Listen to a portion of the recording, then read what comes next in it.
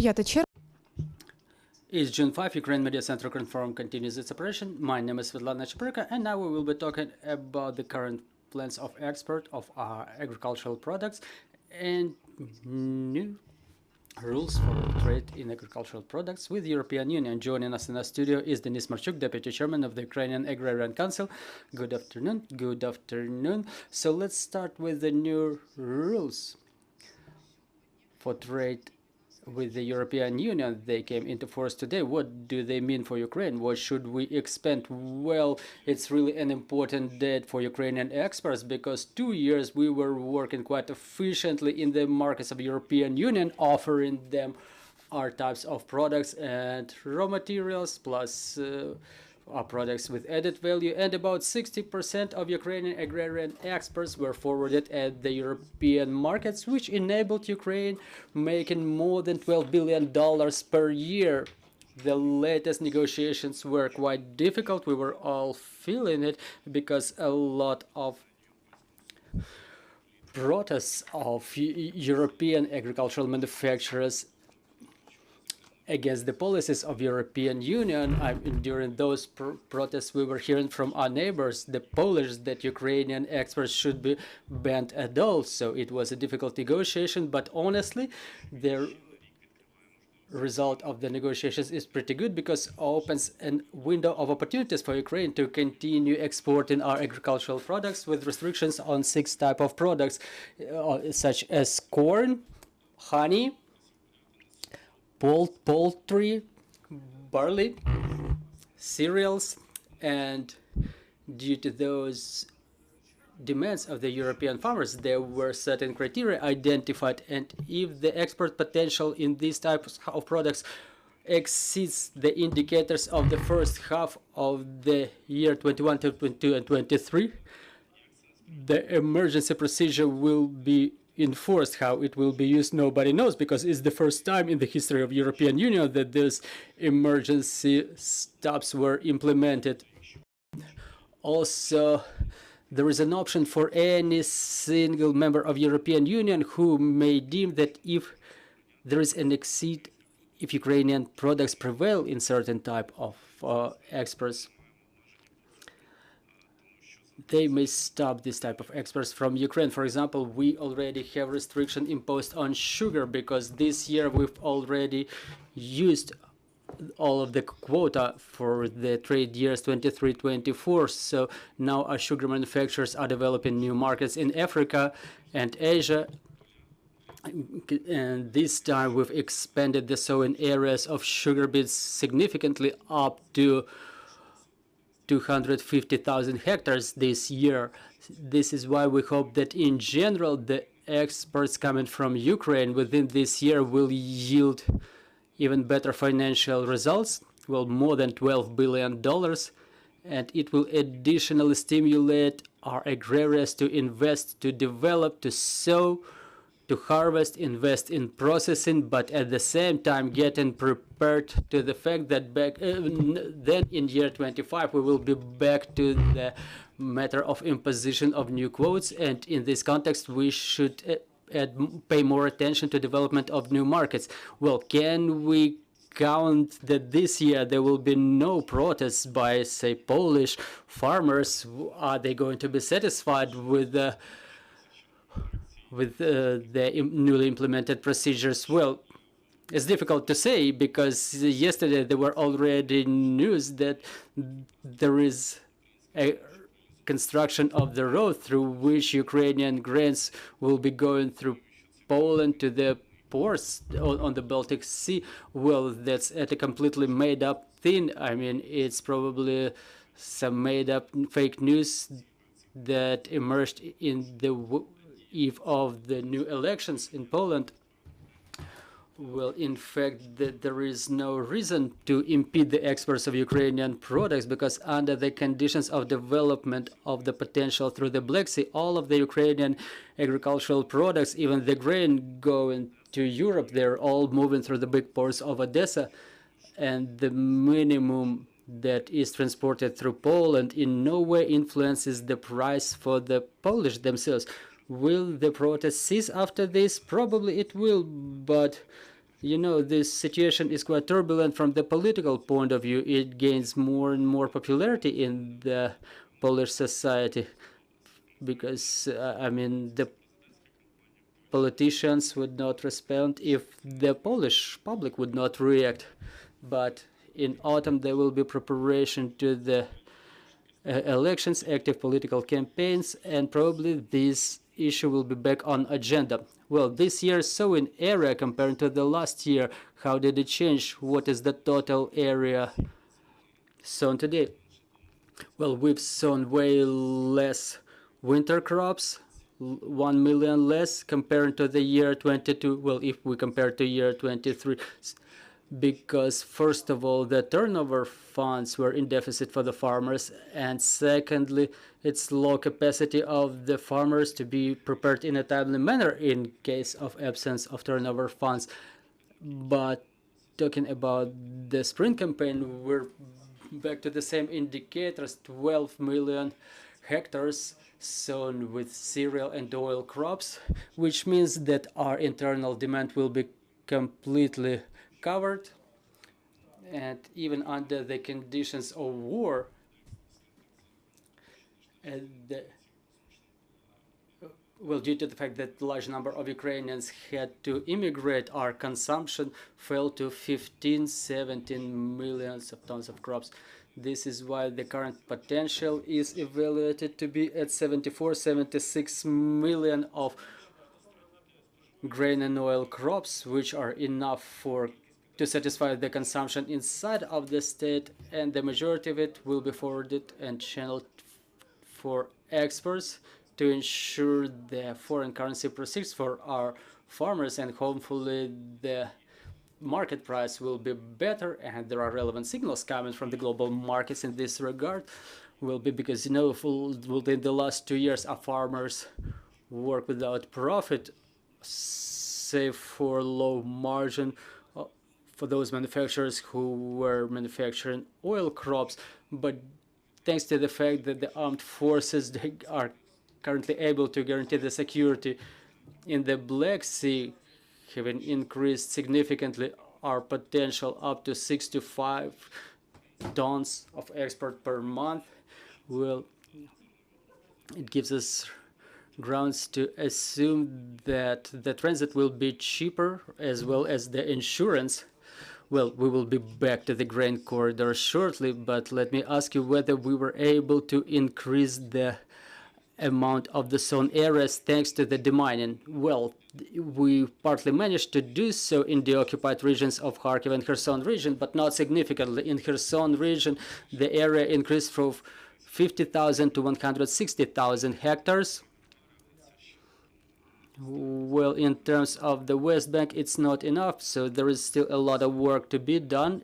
In terms of demining, the work is underway, and we hope that the program that contemplates allocation of 3 billion hryvnia for humanitarian demining for the occupied territories will come into force shortly, and it will expedite the process of demining. The program contemplates 80% of compensation on part of the government, plus 20% to be paid by the farmers themselves. And there is another resolution in effect that contemplates reimbursement to those farmers who demine their own land at their own expense before the deoccupation, because some of the farmers started borrowing money. They were promised that such funds would be reimbursed, but that never happened. But now that this resolution is in force, hopefully people will get their money back, and thanks to this they will be able to increase the area of sown lands during the autumn sowing campaign. So talking about our exports, what is the geography of our exports, and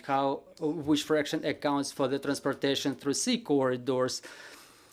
Well, talking about the export corridors, of course, it's the sea, the ports of Big Odessa, the Danube, railway, and motorways.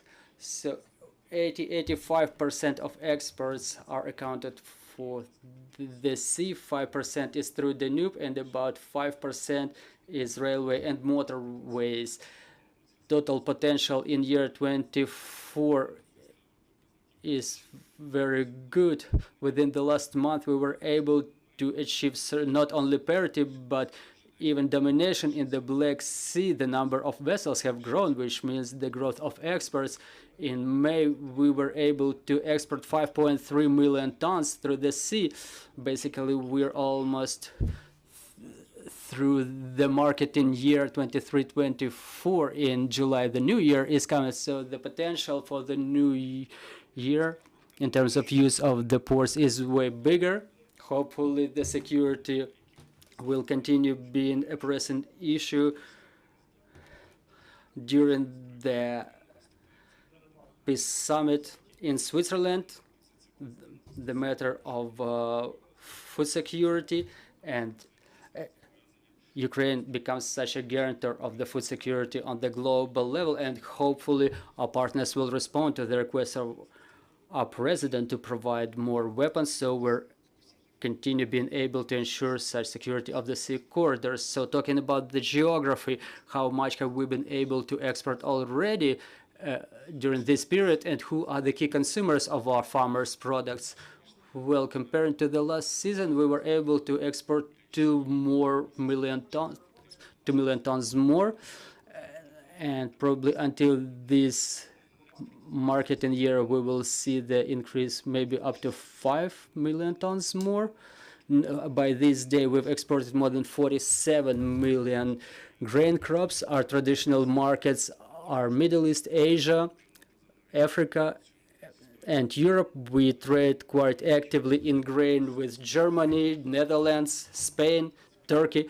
This is why our markets remain traditional, but we keep fighting for those markets. It's an ongoing fight, because Russia does not only fight against Ukraine on a military level, but they try to beat us out of our potential markets where we are present. This is why we don't stop. We have to reinforce our export, and our diplomats should continue working to find new potential markets.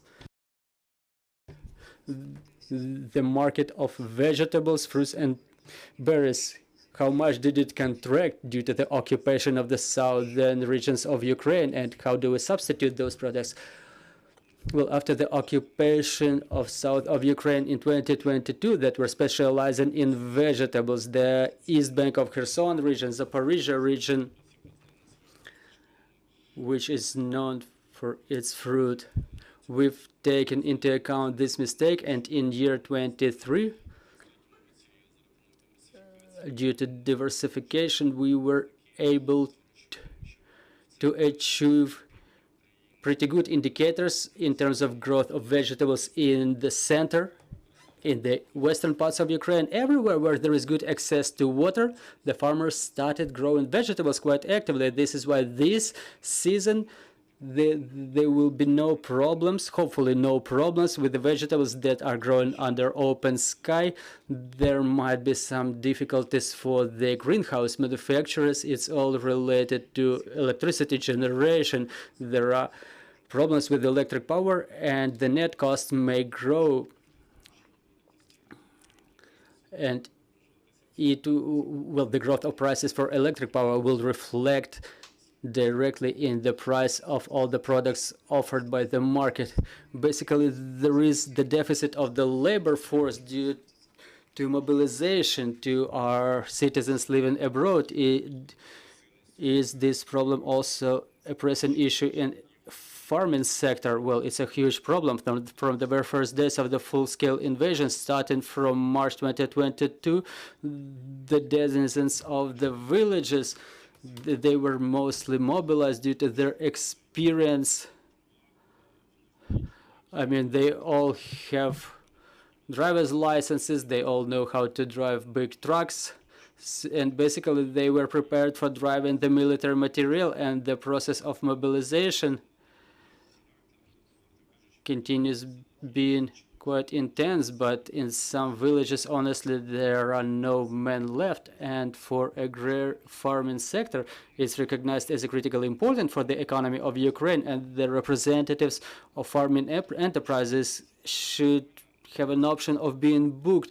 But this booking option, it will be the 5th reiteration of it this time, and the farmers have no people to cover their needs with those 50% of the booked categories. And sometimes the process of booking is a long procedure that may take 1 month or even more, and the farmers may count on those people being booked, but people still get mobilized. This is why we bet a lot currently on communication with the Ministry of Defense, Ministry of Economy, general staff, to make sure that the system of electronic booking is implemented in Ukraine. Eventually, it's clear for us. I know that there is a resolution, the draft resolution being developed, no matter it was not yet approved, but it's clear that within a day, a person who underwent medical commission, if they have all necessary documents prepared, they should not be forwarded under some bureaucratic procedure to other agency to be reviewed again and again and again. It's a lot of paperwork, a lot of time. Again, if all of the documents are prepared, they should be verified through, for example, DIA application, which would help the businesses to be able to count on people to be engaged in the field works. Thank you very much for your reports. Dear journalists, do we have questions on the floor? Vladislav Obuch, Ukrinform. Can you please tell us to what extent the structure of the sowing changed this year? Those resolutions that were expected by our agrarians, those crops that may end up under restrictions, did they change the intention of our farmers? And aren't we going to have deficits for some categories of products in view of the sowing areas this season? Like, it happened to the buckwheat, like the buckwheat have grown in price, everybody starts sowing buckwheat, and for the next year there's a lot of buckwheat in the market and the price falls dramatically. Well, talking about all types of crops, they're no different from other crops. We're very export oriented and we orient to the external market, to the price in the global market, to the price of corn, wheat, rape, all those types of crops. We may grow a lot of buckwheat, but it's not consumed outside, and even the internal consumption is up to 140 tons per year. But we should look at those crops that yield better financial results. For example, in this year's structure, the oil crops are bigger. More than 7 million were sown during this sowing campaign, and about 6 million are grain and bean crops. So the structure is almost similar to the last year's structure, so I cannot say there will be deficit of anything. But talking about the buckwheat, I don't have any figures for this year, honestly, but I think that the fraction, honestly, due to what you've said, when it's in excess, the price is falling, as it happened this year. Well, some farmers may refuse to sow it, but let's see how they're what's gonna happen. Well, the next question will be in English language, so please use the equipment. NHK Japonia. I'm asking you about your negotiations with European countries, like about the protests conducted in Poland, or the farmers' protest was said to be said to have a background of Russian influence.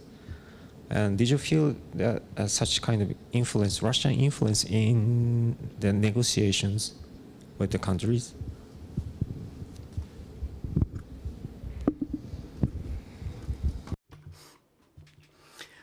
Well, basically, if we look back into this story with the protests, they were not happening they were happening not within the last half a year, but like a year, where the first protests happened in April last year, when the Polish farmers impeded the transit through Poland. And again, it was all resulting from untrue information about the conditions or circumstances that were circumstances of the trade of Ukrainian agricultural products.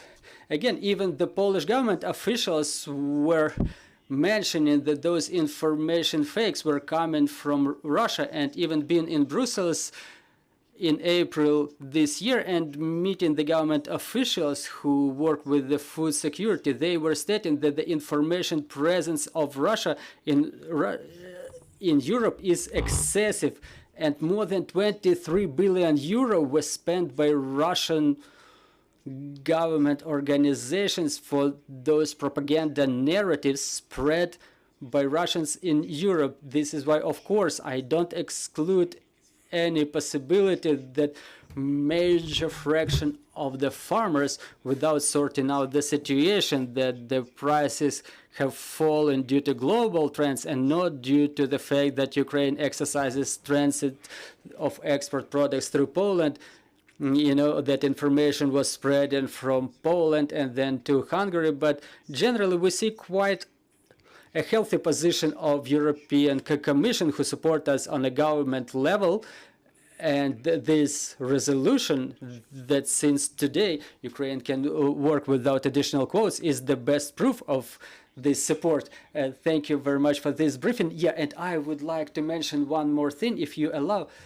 It's a matter related to quite an important area of our work, related to the occupied territories of Ukraine. Many of our people had to leave their households before the full-scale invasion. Many of those people were borrowing money from the Ukrainian banks, and now the banks keep calling them and telling them to repay their loans.